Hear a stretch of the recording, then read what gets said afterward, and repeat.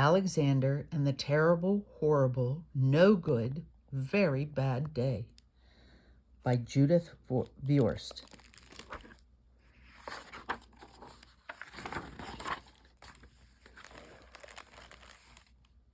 I went to sleep with gum in my mouth, and now there's gum in my hair. When I got out of bed this morning, I tripped on a skateboard, and by mistake, I dropped my sweater in the sink while the water was running, and I could tell it was going to be a terrible, horrible, no good, very bad day.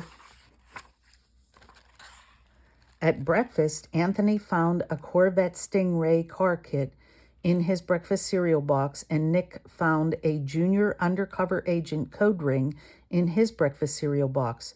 But in my breakfast cereal box, all I found was breakfast cereal. I think I'll move to Australia.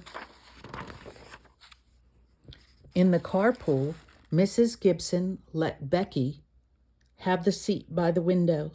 Audrey and Elliot got seats by the window too. I said I was being scrunched. I said I was being smushed. I said, if I don't get a seat by the window, I'm going to be car sick. No one even answered. I could tell it was going to be a terrible, horrible, no good, very bad day.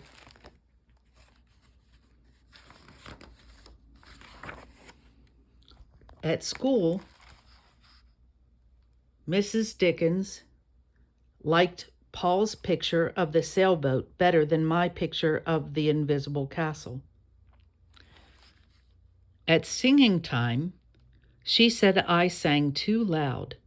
At counting time, she said I left out 16. Who needs 16? I could tell it was going to be a terrible, horrible, no good, very bad day.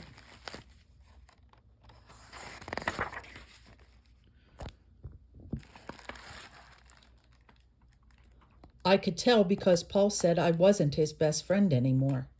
He said that Philip Parker was his best friend and that Albert Moyo was his next best friend and that I was only his third best friend. I hope you sit on a tack, I said to Paul. I hope next time you get a double-decker strawberry ice cream cone, the ice cream part falls off the cone part and lands in Australia.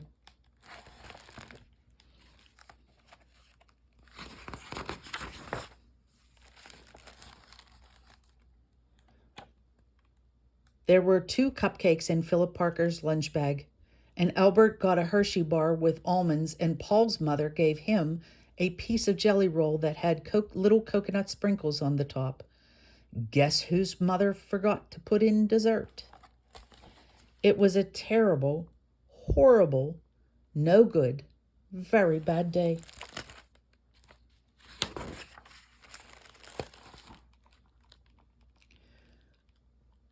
That's what it was, because after school, my mom took us all to the dentist, and Dr. Fields found a cavity just in me.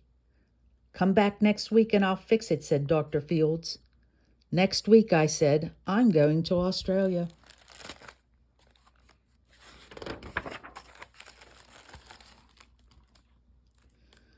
On the way downstairs, the elevator door closed on my foot.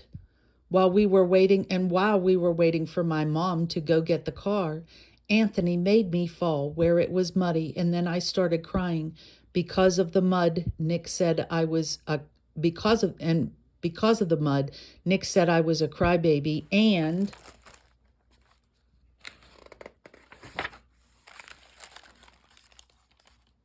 while I was punching Nick for saying crybaby, my mom came back with the car and scolded me for being muddy and for fighting.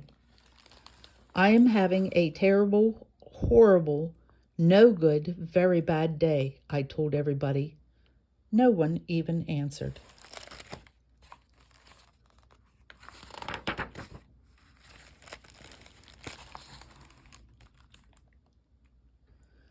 So then we went to the shoe store to buy some sneakers. Anthony chose white ones with blue stripes. Nick chose red ones with white stripes. I chose blue ones with red stripes. But then the shoe man said, "We're all sold out.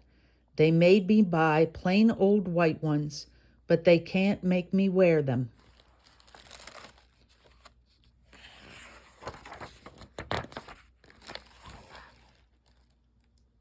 When we picked up my dad at his office, he said I couldn't play with his copy machine, but I forgot.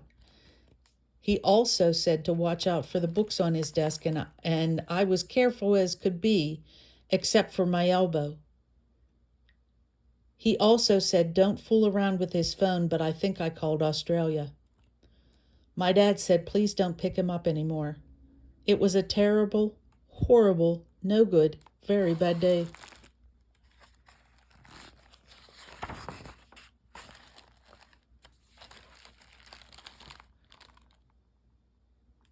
Then there were lima beans for dinner, and I hate limas. There was kissing on TV, and I hate kissing.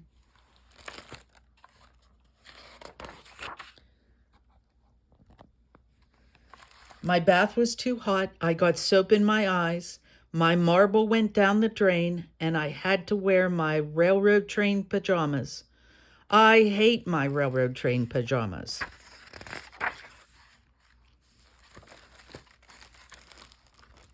When I went to bed, Nick took back the pillow he said I could keep, and the Mickey Mouse nightlight burned out, and I bit my tongue.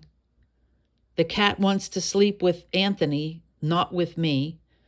It has been a terrible, horrible, no good, very bad day. My mom says some days are like that. Even in Australia.